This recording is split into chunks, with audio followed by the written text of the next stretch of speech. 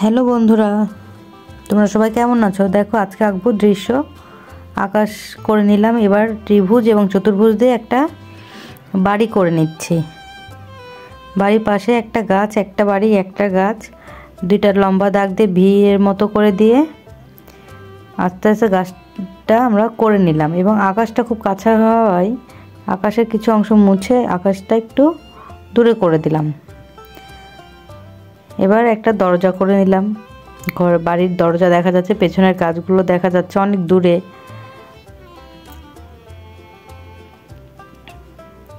আমি এখন কালো মার্কার দিয়ে হাইলাইট করছি, বাড়িটা আঁকাচ্ছি।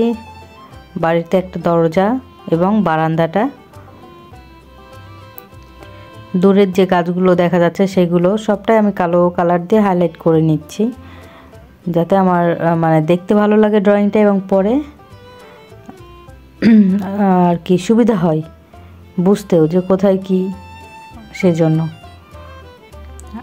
আকাশের জায়গাটায় আমি আর কি আকাশি কালার, নীল কালারটা দিচ্ছি, হালকা থেকে গাঢ় করে নিচ্ছি। দুই পাশে একই রকম।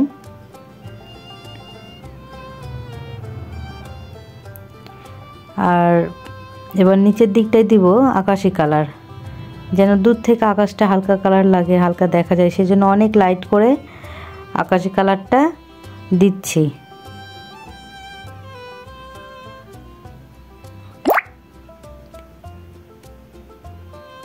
গাছের ভেতর থেকেও আকাশটা দেখা যাচ্ছে, ওই জন্য ওই জায়গাগুলোতেও আকাশি কালারটা দিয়ে নিলাম। এবার ঘরের উপরের অংশটায় ব্রাউন কালার দিচ্ছি। দেখো অনেক লাইট থেকে ডিপ কালারে যাব, সাথে একটু ইয়েলো দিব।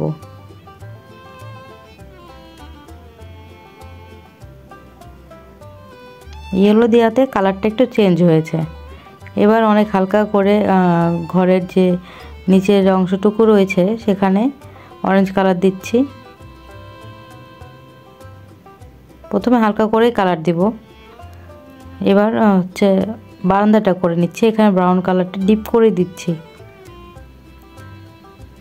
আবার ডিপ করে ঘরের অংশ নিচের অংশটা দিচ্ছি, সাথে ইয়েলো কালারটা দিচ্ছি। দেখো কত সুন্দর একটা কালার আসলো। এবং ঘরের যে দরজা সেটা বেগুনি কালার দিচ্ছি। চাইলে তোমরা যে কোনো কালারই দিতে পারো, আবার দরজার কালো দিতে পারো বা ব্রাউন কালার দিতে পারো, তোমাদের যার যেটা পছন্দ আর কি। গাছের অংশটা করে নিচ্ছি, গাছের যে বডিটা সেটা ব্রাউন কালার হয়, সাথে ইয়েলো দিচ্ছি, একটু ব্ল্যাক কালার দিব। দেখো যে জায়গাগুলোতে দরকার সেখানে সেখানে আমি ব্ল্যাক কালার দিচ্ছি।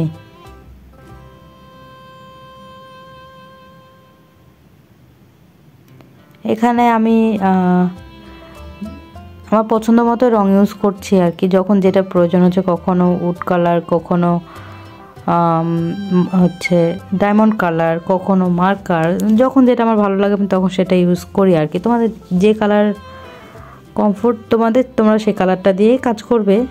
দেখো দূরের অংশগুলোতে, গাছগুলোতে আমি সবুজ, ডিপ সবুজ, যে দূর থেকে সবুজ কালচে একটা সবুজ লাগে, সেজন্য আমি এখানে দূর থেকে কালো ওই সবুজটা দিয়ে নিয়েছি। আর সাথে একটু লাইট গ্রিন, তার সাথে ইয়েলো উপরের অংশে যে আলো পড়ে।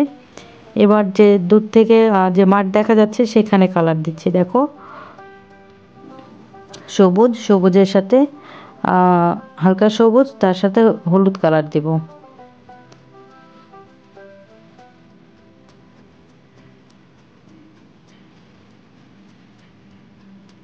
মোটামুটি সব জায়গায় কালার করে নিচ্ছি।